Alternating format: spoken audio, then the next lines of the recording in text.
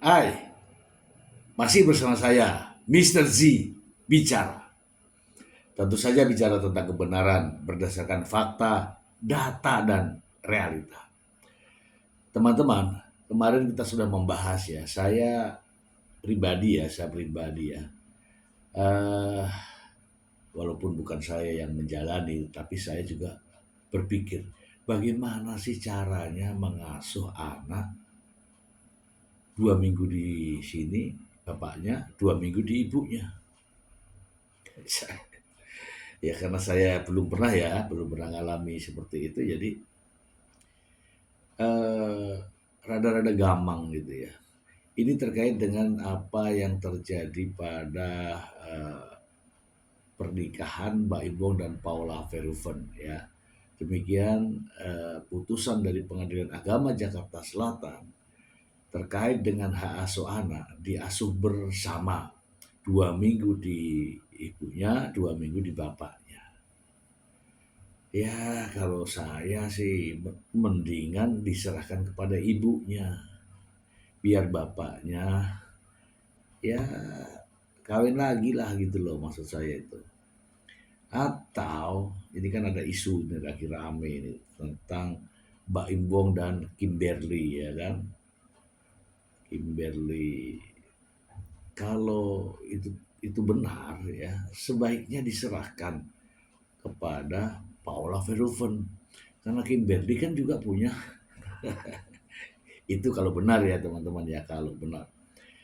Teman-teman, saya ada sebuah berita, ini juga ya enaklah kalau didengarkan karena ini berita tentang Paula Verhoeven pas ya ketika bersama kedua putranya. Ya, berikut ini ya. Langsung saja dari sumbernya, dari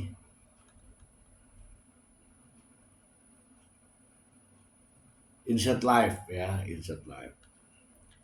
Netizen sorot penampilan berbeda Keanu Kenzo saat bersama Paula dan Mbak Inbong. Tuh kan, netizen aja pandai melihat. Jakarta, Insert Live, artis Paula Verhoeven mengunggah momen dirinya menghabiskan waktu dengan kedua putranya, Keanu dan Kenzo, di Instagram. Pada unggahan itu, Keanu dan Kenzo menghabiskan waktu bersama ibunda mereka untuk menonton film Movie Day with jagoan-jagoannya mama yang nggak berhenti isengin satu sama lain, tulis Paula Verhoeven. Paula bersama kedua putranya tampak begitu dekat. Keduanya berfoto dengan pose berpelukan hingga duduk berdekatan saat hendak menonton film di bioskop. Wow, ini ya. Ini foto-fotonya ya, teman-teman bisa langsung dilihat ya. Namun hal yang membuat netizen salah fokus adalah penampilan Keanu dan Kenzo. Kedua putra Paula Verhoeven ini dinilai tampak rapi dan tampan. Banyak netizen yang menilai bahwa Keanu dan Kenzo berpenampilan lebih rapi saat bersama mereka. Banyak netizen yang kemudian membandingkan penampilan Keanu dan Kenzo saat bersama Paula Verhoeven dan Mbak Inbong.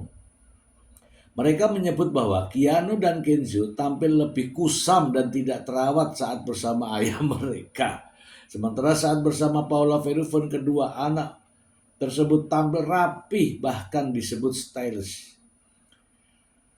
Sama mama jadi ganteng-ganteng, bajunya rapi-rapi, bagus-bagus. Coba sama bapaknya, sindir akun @va. Kenzo dan Keanu di tangan Mama Pau lebih stylish dan wajahnya bahagia banget. Gak tertekan dan takut kayak sama yang Ono, tambah akun @star.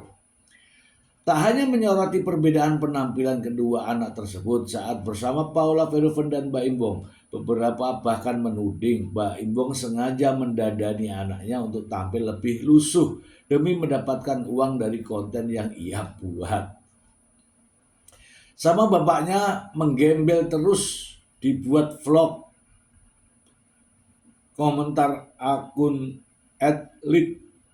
Sebelah suruh cari duit, sahut akun @tan. Sebelumnya, Mbak Imbong yang mengasuh Keanu dan Kenzo dituding tak merawat kedua putranya dengan baik. Hal ini karena netizen menilai penampilan kedua anak tersebut terkesan tak terawat dan cenderung lusuh. Sementara Paula Verhoeven dan Mbak Imbong sendiri resmi bercerai tanggal 16 April 2025 lalu dengan persetujuan bahwa Keanu dan Kenzo akan diurus bergantian antara keduanya. Oke, kita bahas ya teman-teman ya. Sebelumnya teman-teman bisa lihat ini ya, ini Keanu dan Kenzo ya. Ya nampak nampak seger gitu ya. Nampak seger, kemudian bersih gitu ya teman-teman ya. Ini karena bersama ibunya. Ibu tuh, pokoknya ibu deh. Saya mungkin kalau nggak ada ibu saya juga aduh, nggak terawat. Ini ya. Teman-teman ya, itu suara-suara netizen ya, suara netizen. Jadi suara Anda lah.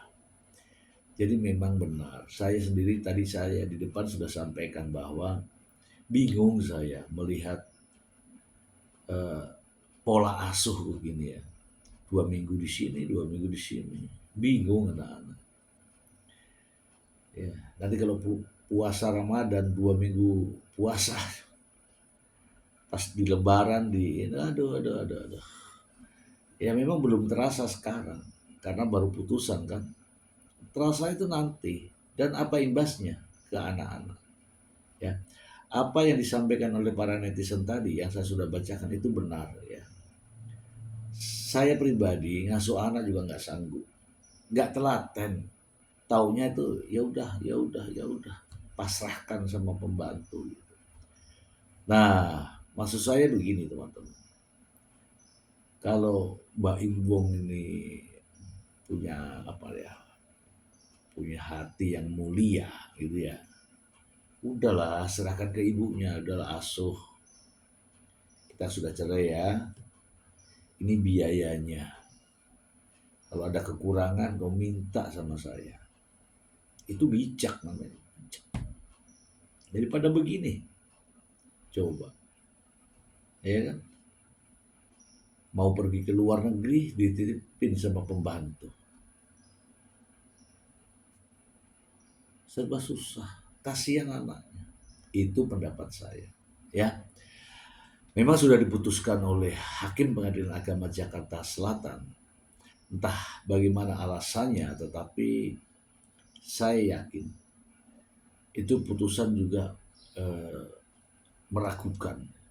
Gimana ya cara dampaknya itu pada anak. Ini walaupun dibilang nih hak asuh bersama. Jadi cobalah teman-teman, mau ngomong apa ini ketika ada di Paula nasihatin nih, kamu begini ya, anak-anak begini ya, ini begini ya. Tapi begitu sama bapaknya, diserahkan sama pembantunya, beda lagi polanya, ya kan? Itu yang saya maksud. Belum hal-hal yang lain, ya kan? Kalau saya yakin di ibunya itu pastilah diajari hal-hal yang positif. Tapi kalau di bapaknya, mungkin bapaknya ngajarin positif, tapi ketika bapaknya sedang ada kegiatan, diserahkan kepada ibunya, pembantunya, ini yang jadi masalah. Karena bukan anaknya.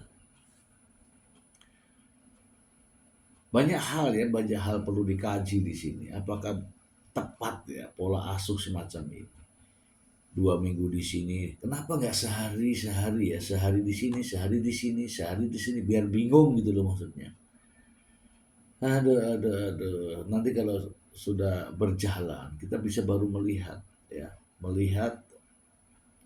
fakta bahwa pola asuh yang diputuskan oleh hakim ini juga penuh tanda tanya. Yang saya tahu hak asuh itu anak di bawah usia usia 12 tahun itu diberikan sepenuhnya kepada ibunya. Itu aturannya. Kemudian ayahnya memberikan nafkah, kebutuhan untuk memenuhi kebutuhannya selama diasuh oleh ibunya.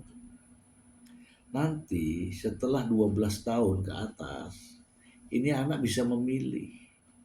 Mau ke bapaknya silahkan. Boleh sana. Tetapi ketika belum usia 12 tahun, hak asuh ada di ibunya. Itu yang benar. Benar sudah. Kalau di hak asuh, saya nggak tahu dapat putusan itu dari mana gitu loh. Iya kan? Ya nggak? Dapat ide begitu tuh dari mana? Apakah sudah melalui kajian-kajian terhadap pola asuh anak? Ya silahkan ditanyakan kepada hakim. Ini saya tanya teman-teman nih. Pertanyaan pertama. Setuju nggak Paula Verhoeven dan Mbak Ibong bercerai? Pasti jawabannya setuju. Saya tanya lagi. Setuju nggak kalian, teman-teman semua, kalau hak asuh anak ini diberikan sepenuhnya kepada Paula dan kewajiban ayahnya, bapaknya adalah memberikan nafkah? Setuju nggak? Kalau setuju berarti Anda, saya membaca dan memahami undang-undang, memahami peraturan, memahami kompilasi hukum Islam. Tetapi kalau yang saat ini putusan hak asuh kemudian diasuh bersama, apakah sudah melalui kajian-kajian terhadap negatif dan positif dari pola asuh tersebut? Saya tanya nih pada hakim di Pengadilan Agama Jakarta Selatan.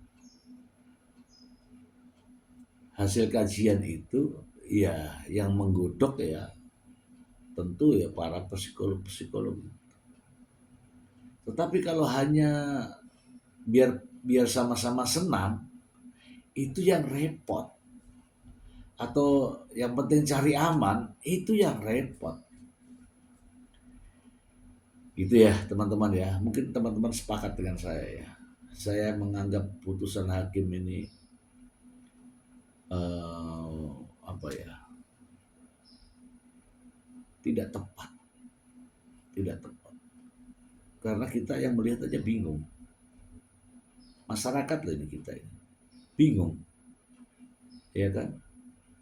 Tanggal muda sampai pertengahan bulan ada di bapaknya. Pertengahan bulan sampai tanggal tua ada di ibunya. Contohnya seperti itu. Coba bingung kan?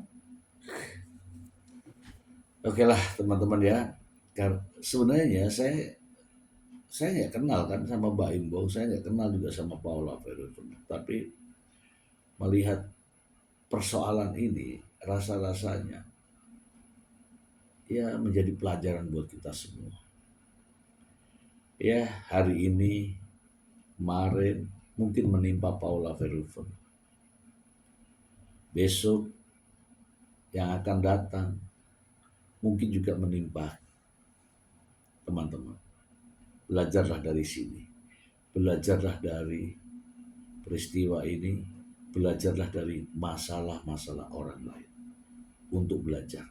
Bukan untuk ngegibah atau ngegosip. Semoga bermanfaat. Terima kasih. Bye.